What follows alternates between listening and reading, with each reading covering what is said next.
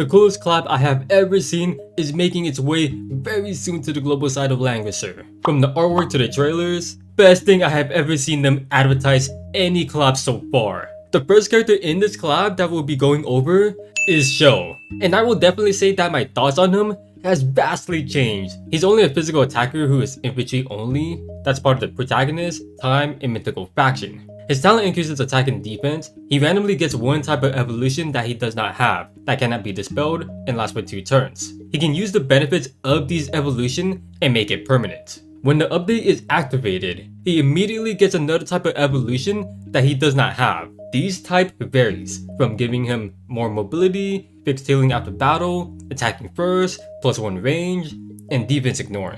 The description that's in parentheses are the additional effects when it's upgraded, and it tells you the condition that needs to be met in order to upgrade it. So already we can see that Sho has a similar RNG factor like Gits, that only gets better once you fulfill the condition that'll make it stronger and make it permanent. Most are pretty easy to do. You only have 2 turns to have a chance to make them stronger and permanent, so it makes you really think if it's worth the trouble to try it now or wait and have no choice but to skip it. One of his passives, when attacked, he gets a shield that covers 20% of his HP that can't be dispelled. And by the way, this thing has no cooldown. Ridiculous. His survivability is gonna be crazy. Just non-stop shield when being attacked. His other passive, upon death, he places a control unit where he died at. Then at the beginning of the next round, Akira recovers from it and enters over defense state. He is uncontrollable and will not be damaged by an active attack that cannot be dispelled, lasts for 1 turn. After removing this effect, gains 1 additional action that has a 4-turn cooldown. Some stuff that needs to be cleared up with this skill is that it's actually Sho himself that comes back. And in that 1 turn, he becomes an uncontrollable NPC who cannot be damaged. Then after it has made its move, over defense state gets removed, then acts again. And when that happens, you have full control of Sho and is fully revived. It was actually really tough trying to find full-on gameplay on how this looked. Like, some of the description really confused me, and I basically only got to see half of what the skill looked like. So I may be totally correct, or I could be a little bit off. His other skills lets him remove 2 buffs that ignores defense, and the other removes mobility buffs before battle that turns it into -2 mobility that cannot guard for 1 turn that's undispellable.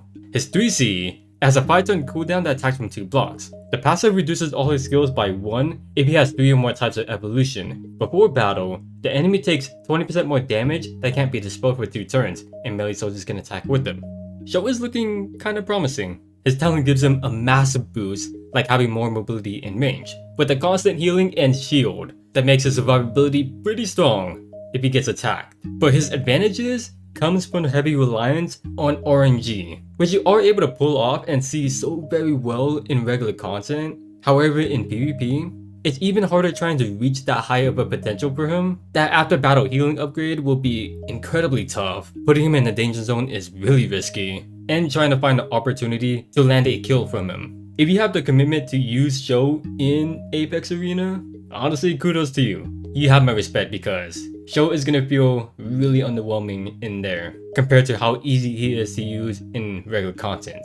And wait, he only has 1 branch path for some strange reason. It's a pattern that you'll see throughout the characters in this collab, like his banner partner, Archanfel.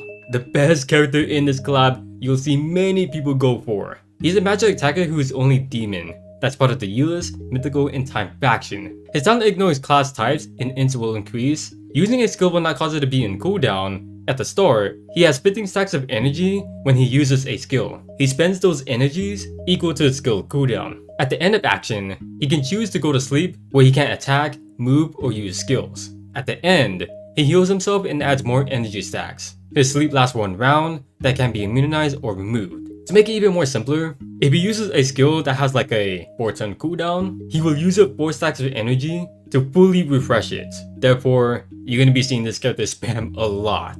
And there is no limit to these energy stacks. He can stack them indefinitely. One of his passives has him use 2 energy, so when engaging, it reduces his damage and reflect damage. But this other passive is even better. If he has 5 stacks of energy, he can revive that puts him to sleep. When using the skill, he gets a command where allies within 2 blocks cannot be attacked by enemies who are within 3 blocks. When the enemy moves within the team's range, they use up an additional mobility for 1 turn. Really only best against ranged enemy, but you're mainly carrying this for the revive. This guy has another passive that's also really good. When his talent is triggered and sleeps, he can teleport to other allies within 5 blocks and designate them as agents. They guard within 3 blocks and ignore its class types for 2 turns. He can use this skill to teleport to his teammates within 5 blocks and act again. This skill uses up a stack of energy for each 1 tile between the target and him. After using the skill, he cannot sleep and buff duration doesn't decrease. Not only is he able to act again, but he can simply do a hit and run, as long as you're positioning well.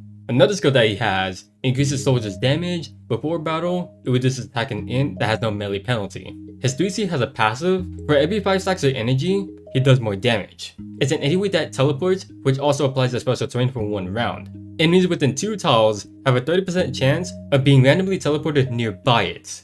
Anyone realize that this is just Livini's 3C, but actually stronger? Another thing I want to point out are his skills options, and I think it's better if I just show it to you. Yeah, way too many good ones to pick. He has mass attack, act again, revive, a good single target skill like Dark Reaper. You get the point. This guy just does whatever he wants, just spamming them like there's no tomorrow. But you will find having to sleep with them quite often than not, because it will burn out those energies a lot.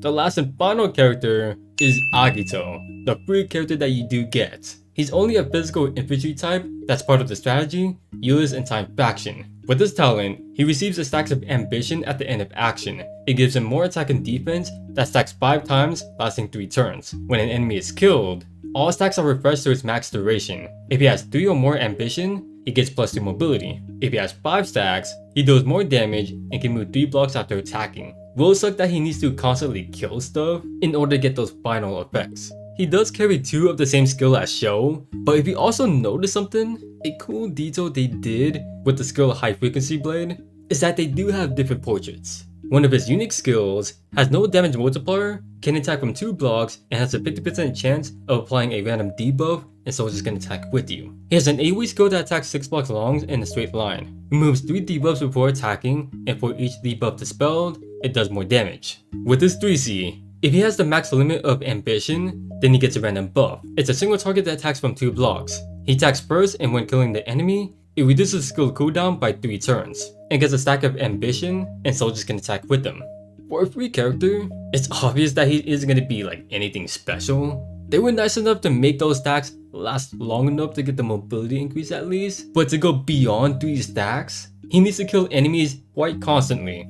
With the exclusive that released in this collab, we got an armor for Tourmilque. At the start of the turn, she converts 1 stack of either perceptual or rational, whichever is the lowest, to the other. The smaller the difference between these 2, she does more damage. Honestly, if you use her, this will be worth it, since she does end up stacking one of those more than the other, if no one in her team is attacking. So having this helps her balance those 2 out in order to have more range and get both of the benefits at the same time. The next equip is for Precia. Time Flux reduces cooldown by an extra 1 turn, and Chrono Break no longer has a cooldown. Damage increases for each skill not on cooldown. If you guys don't know what Precia is all about, she's a double-edged sword type of character. Time Flux reduces all her effects by 1 turn, meaning her buffs, debuffs, skills gets affected by it. So what that means, she gets a skill a turn faster, as well as getting rid of those debuffs faster, but she loses her buffs faster too. Chrono Break doesn't reduce buffs, debuffs, and skills. Precia is a tough character to use, while not being a very good character herself. The most action that you'll ever see Precia do is doing a hit and run with the 3C. For the batch of casting skills in this update, first up is for Loli Jessica. After she triggers her act again, she gets an additional talent stack. She gets 1 more stack every time she acts again.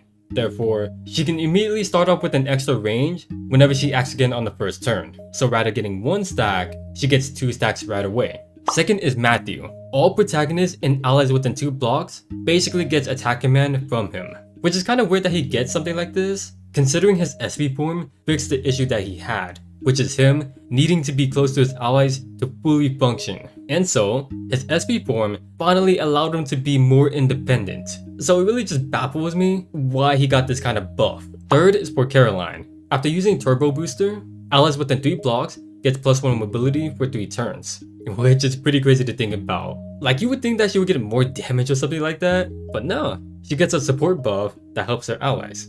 Last one is for Freya. She gets an all stats increase. When she uses her 3C, she gets Lance Phalanx if her defense is higher than her magic defense, but if her magic defense is higher than her defense, then she gets Iron Rose, which is honestly just more fixed damage. I'm still quite amazed that she gets an all stats increase, and so getting this just makes her more tankier and even scarier too, because she can pull off a lot of fixed damage. With the interesting bandits to look out for, a raid up for Hilda, a very strong tank that can fraction buff for the Rebirth faction. She has one of the best damage mitigation in the game that causes the attacker to not crit, and it disables their weapon effects or their enemies attacking ends in regular content by a good chunk.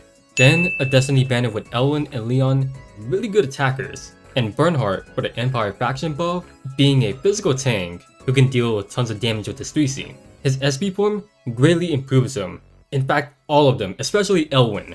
As for the content, we have Apex support for the entire month, so we are going to be able to play on Fridays too. The Collab farmable event to get Agito, only up to 5 stars. It's just only farming points, so it's less time consuming. They added a new achievement system. All the stuff that we've done before will carry over once it drops. There will be 6 different categories. In it, you'll see stuff like obtaining a certain number of a specific type of character of that specific faction, own a ton of SSR characters. They even added your data that tracks your progress, which is really cool. And I'm now just wondering why they haven't done this so much sooner. You can even change your hero card with these datas. At last we finally got something new to do than just decorating figurine walls, which I'm pretty sure that a lot of you guys have forgotten. The blue bottle that you see here are called Resplendence Points. That acts like XP to increase your Resplendence level. The new game mode that came along with this new system looks like this. You can see all the territories to accomplish. Inside it, you'll be using Mathew, Grenier, and Almeda,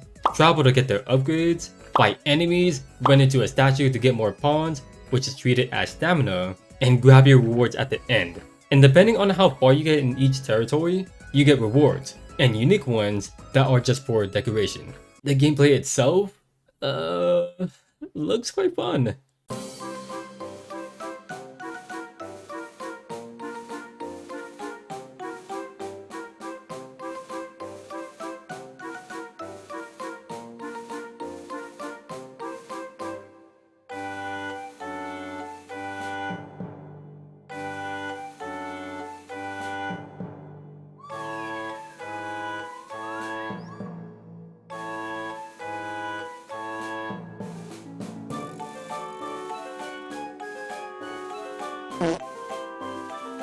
You know, I'd say Zong games have definitely stepped up their gameplay with these new events. If you think about it, I'm sure a lot of people will find them quite, innovating. Yeah, definitely not beating Endless Voyage. 100% not beating it. But overall though, with the new data tracker, I can't believe it has never occurred to me how badly I ever wanted something like this. To see how far I have come into my 5 years of playing this game and what my past accomplishments were. It took them 5 years to finally add that feature in, and only now that I'm seeing this, how much that I want it. With the new skins, the Echo Light for show in Archanfel, in their human form too. Although I'm not sure if Archanfel is a human. I mean, like, dude has elf ears. You ever see a human like that? Yeah, me neither. The soldier skin for the Guardian Infantry and the Giant Zombie, which is the most funny looking yet amazing design I've seen. You even see them be used in the farmable event story, which should tell you how much effort they went with this collab. Then a Machalotto for Theon, which I have made the decision of getting. He's high up there of being one of my favorite characters, being voiced by my favorite Japanese voice actor too. Alright, so that should be at least most of everything that the global side of Langrisser should be getting in this update. This has to be the best collab that Langrisser has ever done. It's one that you gotta check it out and see for yourself. The way how the characters' attack animations are, the unique feeling at the collab event like seeing new characters, the artwork, the trailer, the character design, they really stepped up their game and put some crazy effort into this collab. For a very long time now, Cold Steel has been my favorite, really only because of the characters. I like Green a lot, I like Arianrod. I also played a little bit of the game too, so it really just stuck with me. And I'm not saying that other collabs didn't feel unique because all of them did. I'm just saying that the Guyver collab feels like it has a lot more going for it that makes it feel more special because of all the insane effort they added, which is way more than the other collabs that they ever done. That's just my opinion, and everyone has theirs, so whether you agree with me or not, I'll respect it. But that's all I got for you guys. If you guys did enjoy this video, feel free to leave a like and subscribe if you want to see more, and feel free to let me know down in the comments how you guys feel about this collab or anything else, like maybe you're skipping this collab and saving for the 5.5 anniversary that has Ice Melda, because that character is insane. And being introduced as a new rarity too, I can understand the hype behind it. But yeah, thanks for watching. Your fellow Z.